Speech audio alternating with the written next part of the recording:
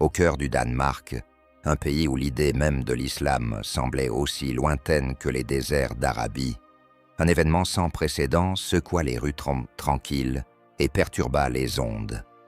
L'annonce que 3 filles juives s'étaient converties à l'islam provoqua une onde de choc à travers la nation. Ce n'était pas simplement une décision personnelle. C'était une déclaration qui remettait en question les normes et les traditions sociales, laissant un pays entier dans l'incrédulité. Julia, l'aînée des 3, se tenait dans le salon de la maison familiale. L'air était lourd de tension, alors qu'elle se préparait à révéler la vérité qui avait bouleversé sa vie. Son père était assis, rigide dans son fauteuil, le visage marqué par l'autorité. Sa mère se tenait près de la cuisine, prétendant s'occuper, mais clairement suspendue à ses paroles. Prenant une grande inspiration, Julia dit « J'ai accepté l'islam comme ma foi ». Les mots tombèrent comme un coup de tonnerre. L'expression de son père se durcit immédiatement. Il se leva de son fauteuil, dominant la pièce. « Qu'est-ce que tu viens de dire ?» demanda-t-il, sa voix mêlant incrédulité et fureur. Les mains de Julia tremblaient, mais sa voix resta ferme. « Je crois en un Dieu, Allah, et j'ai embrassé l'islam. C'est la vérité que je cherchais. » La main de son père s'abattit durement sur son visage, le bruit résonnant à travers la pièce. « Comment oses-tu » cria-t-il, son visage rouge de colère. « Tu as déshonoré cette famille. Comment peux-tu abandonner ton héritage, ta foi, tout ce que nous t'avons enseigné ?» La joue de Julia lui faisait mal, mais elle tint bon. « Je n'ai pas abandonné la vérité, je l'ai trouvée. L'islam m'a donné la paix, quelque chose que je n'avais jamais connu auparavant. » Les yeux de son père brûlaient de rage. « Si tu ne renonces pas à cette folie, tu perdras tout, ton héritage, ta place dans cette famille, tout, tu m'entends ?» Julia soutint son regard, ses yeux remplis de calme détermination. « Je comprends, mais je ne quitterai pas l'islam. Mon âme n'est pas à vendre. » Les lèvres de son père se tordirent en un rictus. « Si tu tiens tant à jeter ta vie, alors très bien. Je vais te déshériter. Tout ce qui t'appartenait ira à ta sœur cadette. » À cet instant, la sœur cadette de Julia, Anna, entra dans la pièce. Sur sa tête, un foulard, modeste mais puissant dans sa symbolique. Le père resta figé, les yeux écarquillés de surprise. « Ça ne changera rien », dit Anna d'une voix calme mais assurée. « Parce que moi aussi, j'ai qu'accepté l'islam. » La pièce plongea dans un silence encore plus lourd. Son père recula, comme si le poids de ses mots l'avait frappé physiquement. « Pas toi aussi », murmura-t-il, sa voix brisée. « Ça ne peut pas être vrai. » Anna s'avança, son regard inébranlable. « Je crois en le même Dieu que Julia, et je ne le cacherai pas. » La fureur du père renaquit. « Vous avez toutes les deux déshonoré cette famille, » rugit-il. « Vous êtes morte pour moi, vous m'entendez, morte. » La mère, qui était restée silencieuse jusqu'ici, commença à pleurer. « Comment avez-vous pu nous faire ça ?» sanglota-t-elle. « Vous avez été élevé pour honorer votre famille et votre foi. Qu'est-ce qui vous a pris ?» La voix de Julia se fit plus douce. « Maman, il ne s'agit pas d'honneur, il s'agit de trouver la vérité. L'islam a ouvert mon cœur de manière que je ne saurais expliquer. Ce n'est pas un rejet de vous. C'est l'accomplissement de quelque chose que je ne savais même pas que j'avais besoin. » La mère se tourna, incapable de regarder sa fille. Le sentiment de trahison était trop accablant. La nouvelle de leur conversion ne resta pas confinée à leur foyer. En quelques jours, elle devint le sujet de ragots et de spéculations, se propageant comme une traînée de poudre à travers la communauté. Bientôt, elle atteignit les médias locaux, où elle fut sensationnalisée et disséquée par toutes les chaînes de télévision et journaux du Danemark. 3 filles juives se convertissent à l'islam, une nation sous le choc, clamaient les titres. La réaction publique fut rapide et divisée. Les réseaux sociaux bourdonnaient de débats passionnés. Certains applaudissaient les filles pour leur courage et leur indépendance, tandis que d'autres les condamnaient comme rebelles ou manipulées. Cela devint une conversation nationale, avec des réactions de leaders religieux comme de figures politiques. Julia, Hana et leur amie proche, Léa, la troisième fille, qui avait aussi embrassé l'islam, se retrouvaient plongées dans une lumière non désirée. L'examen de leur choix était intense, mais elles s'appuyaient les unes sur les autres pour se soutenir. « Tu le regrettes ?» demanda Léa un soir, alors qu'elle se retrouvait dans la petite chambre de Julia. Sa voix était hésitante, comme si elle craignait la réponse. Julia secoua la tête fermement. « Non, la foi, ce n'est pas ce que les autres pensent. C'est ce qui est vrai dans ton cœur, et c'est ma vérité. » Hana acquiesça d'un signe de tête. « C'est difficile, admit-elle, mais rien de précieux n'est facile à obtenir. Nous avons choisi ce chemin, et nous devons le suivre, peu importe ce que les autres disent. » Leurs mots portaient le poids de leurs convictions. Malgré les défis, elles trouvèrent du réconfort dans leur foi commune et la force qu'elle leur apportait. Ensemble, elles commençaient à naviguer dans les complexités de leur nouvelle réalité. Leur lien en tant que sœurs, et désormais en tant que croyantes, se renforçant chaque jour davantage. À la fin de la semaine, la frénésie médiatique commença à se dissiper, mais les ondes de leurs décisions continuaient à se propager. Dans des moments de calme, Julia ouvrait son Coran et y trouvait du réconfort dans ses versets. Hana se laissait guider par la prière, tandis que Léa s'investissait de plus en plus dans les enseignements islamiques. Chacune d'elles, à sa manière, commençait à construire une nouvelle vie fondée sur leur foi. L'annonce de leur conversion n'avait été que la première étape d'un long et ardu parcours, mais alors qu'elles faisaient face à l'incertitude de l'avenir, elle le faisait avec la conviction inébranlable qu'elle suivait le chemin de la vérité. Les conséquences de la déclaration de Julia et Hana furent dévastatrices. Leur père, implacable dans sa rage, tint parole. « Vous n'êtes plus mes filles », avait-il dit d'une voix aussi froide que le gel de l'hiver. Fidèle à ces mots, il leur ordonna de quitter la maison familiale immédiatement, leur lien avec le foyer étant coupé comme s'il n'avait jamais existé. Les deux sœurs prirent leurs affaires dans le silence, le poids de leur décision pesant lourdement sur elles. Les mains de Hana tremblaient alors qu'elle repliait ses vêtements, tandis que l'expression de Julia restait stoïque. Ce n'était pas la peur qui les consumait, mais le chagrin, un deuil silencieux de la famille qu'elle laissait derrière elle. Léa, la plus proche amie de Julia, les rejoignit dans leur exil. Elle aussi avait accepté l'islam, inspirée par le courage de ses amis et la conviction qu'elles avaient montrée. Ensemble, les trois jeunes femmes s'aventuraient dans l'inconnu, laissant derrière elles les seules vies qu'elles avaient connues. La première nuit dans leur appartement loué fut froide et peu accueillante. Les murs étaient nus, le mobilier minimal, et le froid de l'hiver danois s'infiltrait par les fenêtres fines. Pourtant, malgré leurs conditions modestes, les sœurs et Léa trouvaient du réconfort dans leur foi. Elles priaient ensemble, leur voix douce mais résolue, trouvant du calme dans les versets rythmiques du Coran. Les jours qui suivirent furent une épreuve de leur résilience. Privées du soutien financier de leur famille, les trois filles luttaient pour joindre les deux bouts. Julia travaillait à temps partiel dans une boulangerie locale, se levant avant l'aube pour pétrir la pâte et cuire le pain. Hana trouvait du travail pour nettoyer des bureaux, tandis que Léa gardait des enfants pour contribuer aux dépenses communes.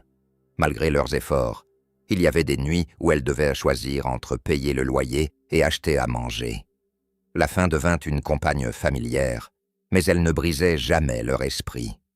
Un soir, alors qu'elles partageaient un simple repas de pain et de soupe, il y eut un coup frappé à la porte. Une journaliste d'une chaîne de télévision locale se tenait sur leur seuil, micro en main. L'histoire de leur conversion avait attiré l'attention publique, et les médias étaient impatients de découvrir les motivations derrière leurs décisions controversées. « Pourquoi vous êtes-vous converti à l'islam ?» demanda la journaliste, son ton un mélange de curiosité et de scepticisme. « Est-ce à cause d'un ami musulman ou peut-être d'une relation avec un homme musulman. Il doit bien y avoir quelqu'un qui vous a influencé. » Les yeux de Julia brillèrent de détermination lorsqu'elle répondit. « Personne ne nous a influencés, » dit-elle fermement. « Notre décision de nous convertir à l'islam vient entièrement de nous. Elle vient d'un lieu de réflexion et de compréhension, pas de pression extérieure. » La journaliste haussait un sourcil, clairement sceptique. « Alors, qu'est-ce qui vous a poussé sur ce chemin ?» insista-t-elle. Prenant une profonde inspiration, Julia commença à expliquer. Il y a quelques mois, le Danemark a été secoué par des manifestations contre les musulmans. Le discours était rempli de haine, et l'objectif était d'expulser les musulmans de notre pays, d'effacer leur présence. J'étais parmi ceux qui manifestaient contre eux. Je croyais ce qu'on m'avait enseigné toute ma vie, que les musulmans étaient une menace, que leur foi était incompatible avec la nôtre. Anna et Léa hochèrent la tête en silence, leur visage reflétant le poids de leurs expériences communes. Julia continua, sa voix devenant plus stable. Mais au fur et à mesure que la manifestation prenait de l'ampleur, la résistance de la communauté musulmane grandissait aussi. Ils refusaient de céder, même face à la haine. Je n'arrivais pas à comprendre cela au début. Qu'est-ce qui leur donnait une telle force, une conviction inébranlable? Intriguée, la journaliste s'approcha et demanda « C'est à ce moment-là que vous avez décidé d'explorer l'islam ?» Julia acquiesça. « Oui, j'ai commencé à lire le Coran, non pas pour le comprendre, mais pour y trouver des défauts, pour me prouver à moi-même que mes préjugés étaient injustifiés. Mais plus je lisais, plus je réalisais à quel point j'avais tort. Le Coran n'était pas seulement un texte religieux, c'était un guide de vie, rempli de sagesse et de compassion. Il parlait à mon cœur d'une manière que je n'avais jamais connue auparavant. » Léa intervint, sa voix douce mais ferme. « Ce n'était pas un chemin facile. Nous avons dû confronter tout ce qu'on nous avait appris à croire, remettre en question les fondements mêmes de notre éducation. Mais au final, la vérité était indéniable.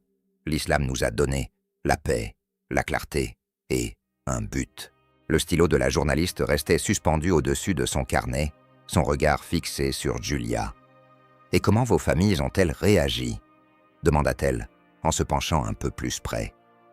Le poids de la question flottait dans l'air, et Julia prit un moment pour rassembler ses pensées. « Ce n'est pas quelque chose qu'on peut résumer facilement », commença Julia, sa voix teintée de tristesse et de résolution. « Mais nos familles, elles ont fait clairement entendre leur position, et nous avons fait la nôtre. » Avant que la journaliste n'ait pu poser sa prochaine question, le regard de Julia s'adoucit, et ses mots commencèrent à ralentir, signalant que son explication n'était pas encore terminée. L'interview, pour l'instant, ne faisait que commencer. La caméra se concentra sur le visage de Julia alors qu'elle ajustait son foulard, son expression mêlant détermination et vulnérabilité. La journaliste se pencha en avant, sentant que l'histoire de Julia cachait des profondeurs encore à découvrir. Julia prit une profonde inspiration et commença. « J'ai grandi dans une famille juive où la religion n'était pas seulement un système de croyances, c'était notre identité. Dès mon plus jeune âge, on m'a appris à voir les musulmans comme une menace. Ils étaient depeints comme violents, oppressifs et arriérés, tout ce que nous n'étions pas. Cela m'a été inculqué à travers des histoires, des sermons et les conversations qui m'entouraient. » Elle s'arrêta, son regard se perdant dans le vide. « Mais ma rébellion a commencé tôt. Quand j'étais adolescente, j'avais déjà commencé à rejeter toutes les valeurs que ma famille essayait de m'inculquer. Je me suis plongé dans un monde de fêtes, de relations superficielles et de distractions. Les drogues sont devenues mon échappatoire. Je m'habillais pour attirer l'attention, pensant que cela me rendrait puissante. Mais au lieu de ça, je me sentais vide. » Anna, assise à côté d'elle, ajouta doucement. « Nous avons toutes les deux vécu ainsi pendant des années. Au début, c'était libérateur, mais c'était un piège. Plus on poursuivait la validation des autres, plus on se sentait vide. » Julia hocha la tête. Puis vint la manifestation, Le Danemark a explosé après un incident impliquant la profanation du Coran. La communauté musulmane était en colère et elle a envahi les rues pour manifester. J'étais furieuse. Comment osaient-ils perturber nos vies pour leurs croyances? Leurs actions m'ont fait manquer un examen important et cette colère m'a envahi. Son expression se ferma en racontant ce qui suivit. Je me suis jointe à la contre-manifestation, déterminée à les faire taire. J'ai crié des slogans, agité des pancartes, et je me sentais justifié dans ma haine. Mais alors que je me tenais là à lancer des insultes, quelque chose d'étrange a commencé à se passer. En face de moi, ils ne répondaient pas avec la même venimosité. Ils ne se battaient pas. Au lieu de ça, ils restaient fermes, leur détermination inébranlable. Ce n'était pas de la défiance, c'était de la conviction, et cela m'a perturbé. La journaliste intervint. Est-ce à ce moment-là que vous avez commencé à remettre en question vos croyances? Julia hésita avant de répondre. Pas tout à fait. Cela a semé une graine, mais je n'étais pas prête à l'admettre. Ce qui m'a vraiment bouleversé s'est produit quelques jours plus tard. J'ai surpris une conversation entre deux femmes musulmanes dans un café. L'une d'elles expliquait comment, malgré la manifestation, elle priait pour ceux qui la détestaient. Elle disait « La haine ne nuit qu'à celui qui la porte. Je prie pour que leur cœur trouve la paix. » La pièce se tut, alors que la voix de Julia tremblait d'émotion. Je ne pouvais pas sortir ces mots de mon esprit. Qui prie pour ses ennemis? Quelle sorte de foi inspire une telle force? Anna poursuivit l'histoire. Nous avons décidé de lire le Coran. Au début, c'était par arrogance. Nous voulions confirmer nos croyances, trouver des défauts qui justifieraient notre colère. Mais plus nous lisions, plus ces murs commençaient à s'effondrer. La voix de Julia se fit plus assurée. Le Coran n'était pas seulement un texte religieux. Il était profond, logique et profondément compatissant. Il répondait à des questions auxquelles je n'avais même pas pensé. Il me défiait, non pas avec colère ou peur, mais avec sagesse. Je me souviens avoir lu un verset qui disait « Et nous avons certes facilité le Coran pour le souvenir. Y a-t-il quelqu'un qui se souviendra ?» C'était comme s'il s'adressait directement à moi. La journaliste se pencha en avant. « Pouvez-vous partager un moment spécifique qui a tout changé pour vous ?» Les yeux de Julia brillèrent de larmes. « Oui. Un soir, j'étais seul, accablé par tout ce que j'apprenais. Je me suis demandé si j'avais le courage de suivre véritablement mon cœur. À ce moment-là, j'ai ouvert le Coran à une page au hasard, et le premier verset que j'ai vu disait « En vérité, ceux qui ont cru et dont les cœurs sont assurés par le souvenir d'Allah, assurément par le souvenir d'Allah, les cœurs sont assurés. » J'ai ressenti un sentiment accablant de paix, comme si un poids que je ne réalisais même pas porter s'était soudainement évaporé. Léa, leur amie proche, qui s'était aussi convertie, ajouta sa perspective. Pour moi, c'était quand j'ai réalisé que l'islam n'était pas seulement une question de croyance, c'était une question d'action, de responsabilité et de but. Il m'a donné de la clarté et de la direction. Je n'avais jamais ressenti ça avant. La pièce sembla retenir son souffle, tandis que les trois femmes partageaient leur parcours. Le stylo de la journaliste restait suspendu au-dessus de son carnet. « Comment votre famille a-t-elle réagi quand elle a découvert votre conversion ?» L'expression de Julia se ferma. « Ils étaient dévastés. Mon père se sentait trahi. Ma mère était le cœur brisé. Et ma communauté a vu cela comme un rejet de tout ce que nous représentions. Mais ce n'était pas une question de les rejeter. C'était une question d'embrasser la vérité que j'avais trouvée. » Anna posa une main sur le bras de Julia. « Nous n'avons jamais voulu leur faire de mal, mais nous ne pouvions pas ignorer ce que nous avions découvert. L'islam n'était pas seulement une religion. C'était une bouée de sauvetage, une source d'espoir et de sens. La tension dans la pièce était palpable, alors que Julia continuait. La partie la plus difficile a été de savoir que ma décision signifiait perdre les personnes que j'aimais le plus. Mais j'ai réalisé que pour vraiment vivre, je devais être honnête avec moi-même, et l'islam m'a donné le courage de le faire. La voix de la journaliste était teintée d'admiration. Votre histoire est remarquable. Que diriez-vous à ceux qui pourraient remettre en question leurs propres croyances ?» Julia esquissa un léger sourire. « Je leur dirais ceci. N'ayez pas peur de remettre en question. N'ayez pas peur de chercher la vérité, même si cela vous conduit vers des endroits auxquels vous ne vous attendiez pas. La foi, ce n'est pas suivre aveuglément, c'est comprendre. Pour moi, cette vérité était l'islam. Pour d'autres, cela pourrait être différent, mais le courage de chercher, c'est ce qui compte le plus. » La caméra resta un instant sur le visage de Julia, tandis qu'elle finissait. L'atmosphère dans la pièce vibrait du poids de ses mots. L'interview était loin d'être terminée, et l'histoire ne faisait que commencer. Au Danemark, là où notre communauté juive prospérait dans l'isolement, l'idée d'une présence musulmane était pratiquement inexistante. Il n'y avait pas de mosquée dans notre ville, pas de voisins musulmans, et certainement aucune interaction avec quelqu'un de cette foi. L'islam était un concept lointain, quelque chose que nous ne connaissions que par des récits biaisés et des histoires de seconde main. Personne dans notre communauté n'avait jamais rencontré un musulman personnellement, encore moins été invité à apprendre sur leur foi. Pour nous trois, ma sœur Anna, notre amie proche, Léa, et moi-même. Le chemin vers l'islam a commencé de la manière la plus inattendue, par Internet. À une époque où chaque information est à portée de clic, nous nous sommes retrouvés curieuses. Les événements autour de la manifestation et la résilience de la communauté musulmane avaient planté une graine de doute dans ce que nous avions toujours cru. Qu'est-ce qui était si particulier dans cette foi pour donner à ses adeptes une telle force et conviction? Nous avons commencé petit, en lisant des articles et en regardant des vidéos. Plus nous explorions, plus nous réalisions à quel point nous savions peu de choses.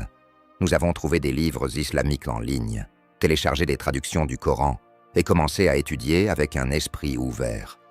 C'était comme si une fenêtre s'était ouverte, laissant entrer la lumière là où il n'y avait auparavant que l'obscurité. Au début, nous l'abordions de manière critique.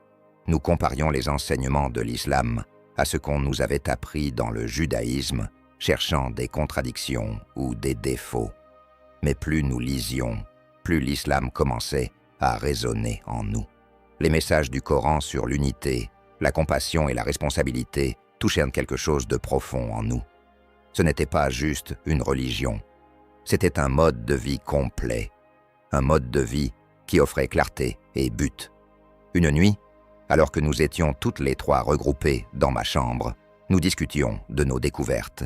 « Vous le ressentez aussi ?» demanda Léa, hésitante, sa voix à peine audible. Cette attirance, comme si quelque chose nous appelait. Anna hocha la tête, ses yeux brillants de larmes non versées. « J'ai l'impression que mon cœur est enfin en paix, » dit-elle. « Mais c'est terrifiant. Que va dire notre famille, notre communauté? Est-ce qu'on peut vraiment faire ça ?» Je les regardais toutes les deux, mon propre cœur battant fort, partagé entre peur et certitude. Je ne sais pas ce que l'avenir nous réserve, avouai-je. Mais je sais une chose. Je ne peux pas revenir en arrière, pas après ça. Je crois en Allah, je crois que c'est la vérité. C'était une décision qui changeait tout. Le lendemain, nous avons discrètement déclaré notre foi. Personne dans notre communauté ne le savait, mais nous sentions le poids de notre décision dans chaque aspect de nos vies. Nous avons cessé de participer à des rituels auxquels nous ne croyons plus. Nous nous sommes éloignés de pratiques qui contredisaient les enseignements islamiques, et nous avons commencé à nous adapter à notre nouvelle foi. Ce n'était pas facile. Laisser tomber les vieilles habitudes et relations ressemblait à se débarrasser de couches de nous-mêmes, mais nous savions que c'était nécessaire. Le premier changement visible fut notre manière de nous habiller. Porter des vêtements modestes et revêtir le hijab était un geste significatif, un pas qui ne pouvait pas passer inaperçu. Ce n'était pas juste une question d'apparence, c'était le reflet de notre transformation intérieure. Notre communauté l'a immédiatement remarqué, et les questions ont commencé. « Pourquoi vous habillez-vous comme ça? Vous avez rejoint une sorte de secte ?» Les murmures se sont transformés en confrontations, et bientôt nos familles ont dû faire face à la vérité. Quand nous leur avons enfin annoncé, la réaction a été immédiate et sévère. « Vous avez été manipulés !» cria mon père, son visage rouge de colère. « Est-ce que vous comprenez ce que vous faites? Vous jetez tout ce que nous avons construit, tout ce pourquoi nous avons lutté. » La réaction de ma mère était plus calme, mais tout aussi dévastatrice. Elle me regarda avec des larmes dans les yeux et dit « Comment as-tu pu nous faire ça? À nous, à ta famille? Ne vois-tu pas à quel point tu nous fais mal ?» Anna tenta d'expliquer, sa voix tremblante. « Ce n'est pas un rejet de vous, c'est un embrassement de ce que nous croyons être la vérité. Nous vous aimons toujours, nous sommes toujours vos filles. » Mais nos mots tombèrent dans l'oreille d'un sourd. Plus nous essayons d'expliquer, plus il voyait notre foi comme une trahison. Finalement, on nous donna un ultimatum, abandonner l'islam ou quitter la maison. C'était la décision la plus difficile que nous ayons jamais eu à prendre, mais nous savions que nous ne pouvions pas revenir en arrière. Le cœur lourd, nous avons fait nos valises et sommes partis. Repartir de zéro a été une lutte. Nous avons emménagé dans un petit appartement en périphérie de la ville, mettant nos économies en commun pour payer le loyer. Ce n'était pas confortable. Les meubles étaient d'occasion et les murs étaient nus. Mais c'était le nôtre. Nous avons trouvé du travail là où nous pouvions, jonglant entre des emplois à temps partiel pour joindre les deux bouts.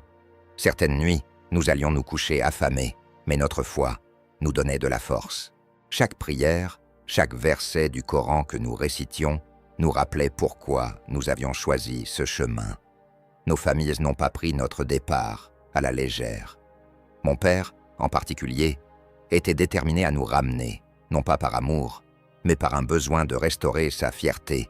Il menaça d'engager des poursuites judiciaires, répandit des rumeurs sur nous dans la communauté et se présenta même sans prévenir à notre appartement, exigeant que nous retournions à la maison. Chaque rencontre était plus douloureuse que la précédente, mais nous restions fermes. Notre petit appartement à la périphérie de la ville était devenu notre refuge. Bien qu'il fût modeste, c'était un endroit où nous pouvions vivre librement. Notre foi sans peur, nous travaillions sans relâche, jonglant entre des emplois à temps partiel, juste pour joindre les deux bouts. Chaque jour était un test de notre résilience, mais notre foi nous maintenait forte. Le Coran, nos prières et notre croyance inébranlable en Allah nous apportaient du réconfort de manière que nous n'aurions jamais pu imaginer. Une froide nuit d'hiver, alors que nous étions réunis, révisant nos plans pour le lendemain, un coup violent sur la porte nous fit sursauter. Le bruit résonna dans la pièce, envoyant des frissons dans nos dos. Le visage de Anna pâlit, et Léa serra son foulard avec force. Nous échangeâmes des regards nerveux, aucune de nous n'osant bouger. « Ouvrez la porte !» hurla une voix familière. C'était mon père. J'hésitai un instant avant de me lever. Les coups redoublèrent, plus insistants. Avant que je ne puisse déverrouiller la porte, celle-ci s'ouvrit en force et mon père entra en trombe, suivi de plusieurs parents masculins. Leurs expressions étaient un mélange de colère et de quelque chose de plus sombre, une détermination à nous imposer leur volonté. « Qu'est-ce que vous croyez que vous faites ?» demandai-je, ma voix tremblante mais ferme. Mon père ignora mes paroles. « Assez de ces bêtises !» cria-t-il, sa voix grondant. « Vous avez déshonoré cette famille. Ce soir, nous mettons fin à tout ça.